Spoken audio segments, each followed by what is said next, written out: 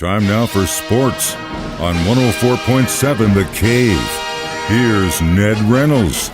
Good morning, Mike, the intern. Ned Reynolds back in the studio. It's Thursday, and it looks like this NBA Finals is over.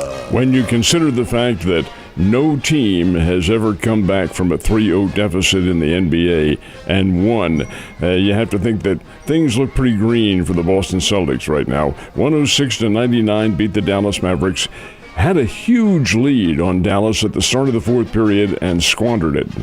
The Mavericks came back, made a close game out of it. Mavericks can shoot the ball, they just don't have the depth, and Boston does. Boston has a great bench, and that bench came through. And this is even without their big kid, Kristaps Porzingis, playing. He was out. He has a leg injury. They're still that good. 106-99 beat the Dallas Mavericks, so it's now Boston up 3-0, and the series can be over tomorrow night when they play again. Be sad to happen in Dallas, too, for those Mavericks fans. Yeah, but, you know, we also definitely have to bring up Jerry West. Passing yesterday, incredible ball player, incredible contributor to the game of basketball, and, of course, the NBA. And it's not the namesake. What would you call it since he's the logo? The logo. Yeah. You can't say the namesake, but, you know, everyone knows what he looks like. It was always rumored that he was the model for it. Now, he didn't model himself for it. They took it from a picture. But that's who it is now. The NBA admitted he was the caricature for that logo. And Jerry West passing away yesterday at the age of 86. He was such an icon when I was in college, high school and college for that matter of fact. He was from Cabin Creek, West Virginia. Now, he was a West Virginia guy all the way. I went to the University of West Virginia in Morgantown. Great teams, great players. But West was the captain, and just kind of a nickname for him. They called him Zeke from Cabin Creek. Well, he was just a tremendous player. Captain of the U.S. Olympic team, won the gold medal there. Just a consensus All-America with the Mountaineers. And this is before this is before anything called a transfer portal, or before you left school early for the NBA or anything like that. No, that didn't even exist. Went to the Minneapolis Lakers. And then, of course, they transitioned that year to Los Angeles. 14 times he made the NBA All-Star team, did win a couple of NBA championships, was thwarted in several others, became one of the top executives in the NBA. As a matter of fact, he will be the only member of the Naismith Hall of Fame who goes in as a player and an executive. And the executive part of it, obviously, later on this year, he'll go in posthumously. West left us yesterday at the age of 86.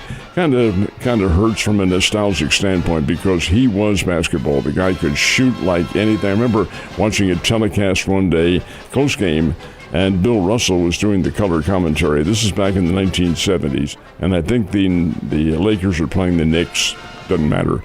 Anyway, it's close game, right to the very end. And they give the ball to West, and he drives into the lane, and Bill Russell says, "It's good." Hadn't even shot the ball yet. He said, "It's good." Sailed it right through. That's how good Jerry West was. He was a magnificent player. Very sad loss for everybody. What an incredible life. And again, like I said in the beginning, incredible contributor to the game of basketball. So definitely will be missed. But thanks for what you brought, Mr. West.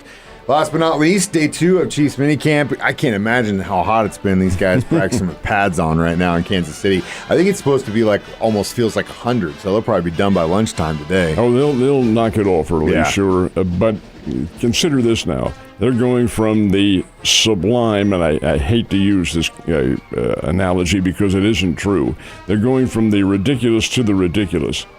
5 below zero, or whatever it was that night, to up in the 100. I'll take this any day. You take the hundreds. Well, I mean, I am always of the mind that I can always get warmer. It's so hard to get cool down. That's just the way I feel. I went to the cold game, and I don't know if I would rather. That's a good point. I'll answer your question down the road when I'm standing outside mowing my yard when it feels like 100 outside. Well, I'm going to mow mine today, and it's supposed to be up in that, especially tomorrow and Saturday. But it doesn't bother me at all. I love the hot weather. But the players, hey, you still. Your movements are not hindered like they are in cold weather, where you stiffen up real quickly and you get hurt more quickly. And sure. People don't lose their fingers who are going to the game. That's true, too. Folks, if you want to lose your fingers, hey, head on out there. It'll be Arrowhead Stadium's where it's at. Just wear a jacket. The third session, I should say, comes today, and these are the O&Os, and they are mandatory for the Chiefs. Anyway, final day, everything's been fine. Although Xavier Worthy is still bothered by a hamstring pull that he suffered a couple of weeks ago. However, that probably would play if the season was going on. Anyway, things look pretty good. They're a good team, Mike. Very good team. So, Cardinals, they get back on the right track last night. They did indeed. Three guys who helped them out. Pitcher Sonny Gray, of course, you knew he was going to pitch well. He went almost the distance, 7 innings, and allowed 4 widely scattered hits. He's just more than enough for the Pittsburgh Pirates to handle. But the offense came through. Nolan Arenado with 3 hits, Ivan Herrera with 3 hits, and the Cardinals win over the Pirates 4-2. They play again this afternoon up in St. Louis. But that's a win, and the Cardinals need all those wins they can get. Have this final game today against the Pirates, and then head to Wrigley Field in Chicago to take on the Chi Cubs, and that'll be tomorrow afternoon, Saturday afternoon, Sunday afternoon. Get this, Mike, this is 4 straight games under the sun that the Cardinals will be playing. What has happened? We're going back to the old days. Anyway, Cardinals win 4-2. Royals are finding out what it's like to play amongst the Giants right now, but hey, I know it's tough luck when your opponent scores 6 in the first inning, but hey, at least they tried to come back. It just took them 6 innings to get it started. It was an 11-5 win for the Yankees, and they play again this afternoon. This is 4 games against the Yankees and 3 against the Dodgers, and the Royals are finding out how the big-timers do play, and it's pretty doggone good. Anyway, this is 3 straight wins for the Yankees. Play again this afternoon. Yankees are good. The Cardinals, Royals are as well. They're a good team. They're not quite ready yet for what they used to call it on Saturday Night Live, the prime time, not ready for prime time players. Well, that's what they are. They're not quite ready yet for prime time. They will be. If they stay with this team, Bobby Witt Jr. and people like that, if they stay there together and play together, they will eventually be a good team. Need a little bit of help in the pitching, but the Royals are good. They're just not quite there with the Yankees yet. And finally, the Springfield Cardinals are at home this week. How'd they do yesterday? They're playing the Northwest Arkansas Naturals and lost again. Cardinals beat them by a score of 7-2 yesterday over it, and this was a day game at Hammons Field. They'll play tonight, tomorrow night, Saturday night, and then Sunday afternoon. They have the final game in this series, and the Springbirds haven't won yet. Got to get back. But the interesting thing about it is they're still a half a game in first place in the Northern Division of the Texas League because the Arkansas Travelers have played just as well, or just as poorly, however you want to put it, but they've lost. So nothing has changed as far as the standings, where the Springbirds really have a need to get well pretty quick. Yeah, it seems that way across the state of Missouri for our baseball teams. Last but not least, what's going on in the U.S. Open? They're just now underway. They're getting underway. They teed off. This is at Pinehurst number 2. They have a number of courses down at that complex.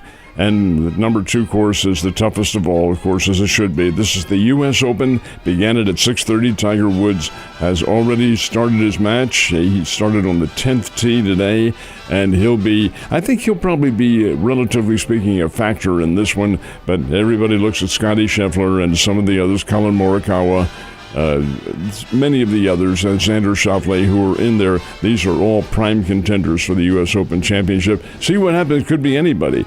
Wyndham Clark is the defending champ, and he's not exactly he's not a bad player, but not exactly a headline name. So, again, when you play these 4 rounds, people get hot and can win that thing. Ned, you have a wonderful day, and I will see you later.